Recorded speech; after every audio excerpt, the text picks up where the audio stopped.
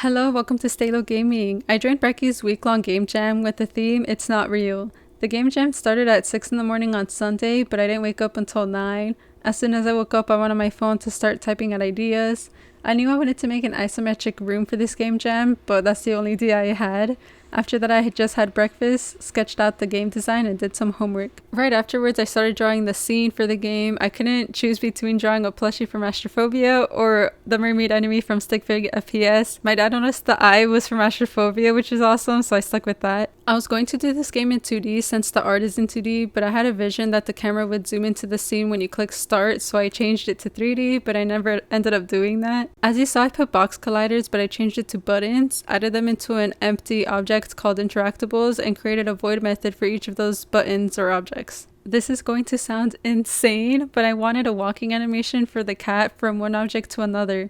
On top of the cat animations interacting with these objects, I would have needed a combination of another 36 walking animations. You're going to see me later in this video trying to attempt this monstrosity in less than a week, which is why I created this boolean to know the position the cat is in. Will this video really be a devlog without showing a workout? I saw online that Cowell Banks' game Farewell North's demo was out for a limited time, so I wanted to make a video about it, so I spent the afternoon just focusing on this. I finally drew the main and only character for the game, a cute kitty. This is the first and only time I cooked this week, and it'll be evident in this video. While looking for a cat drawing inspiration, I saw an orange dotted cat, so that's why I chose this white-orange color scheme. I then started with the licking animation, and oh my god, I'm pretty sure I've said this in past videos, but I have no idea how people do animations and make it look so smooth on top of that. All these animations took so much time, and I felt like I was going crazy just repeating these steps over and over for such a long time. If you're an animator, you're freaking insane, and I appreciate that. Finally, I was able to create this animation in Unity, and as you can tell, I didn't know how the animator tab works, but don't worry, I'll figure it out in a couple of days. Another workout flex, had breakfast, worked on the first and only walking animation from the bed to the water bowl. The only thing that made me stop the walking animation is this. Never mind that it was going to take forever and drive me insane,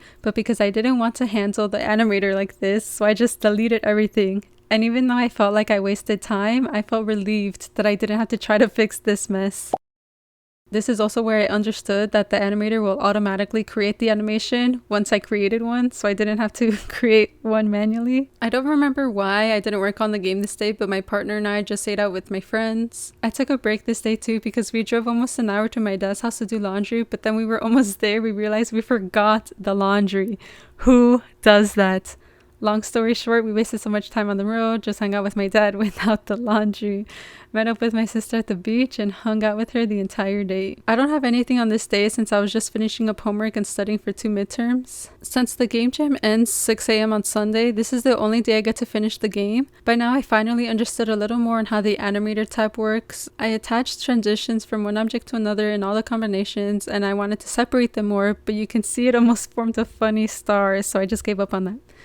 In code, I set the animation for that object true and set others false so there wouldn't be any funny bugs going on. I created the ending animation with a new background scene since I wanted the walls to fall down, so now I'm typing in enumerator to delete the old scene as soon as they were falling down. I also had to redo all of the ending scenes because I didn't erase the old walls completely. I then redrew the 2 backgrounds for the game. For the audio, I created it out of water, Tupperware, me eating a Cheeto, and I asked my partner to make the mouse squeak. The way I got the audio to work was to move the audio source from the start method to creating the variable above that, even though the source code shows up as the wrong way for me. I typed the correct dimensions / resolutions for the game, but I still had resolution problems in the itch.io website. A game jammer suggested I put the game in full screen, but it didn't work for me still. But that was a lot of complaints I was having that some people couldn't touch the buttons on the right way. After uploading the game that night, I went out with my friends at a gaming bar, went out for breakfast the next day. It was so much fun replying to the people that were commenting about the game, and I also played their game, so that was really fun for me too. Thank you so much for watching, and I'll see you in the next video. Bye!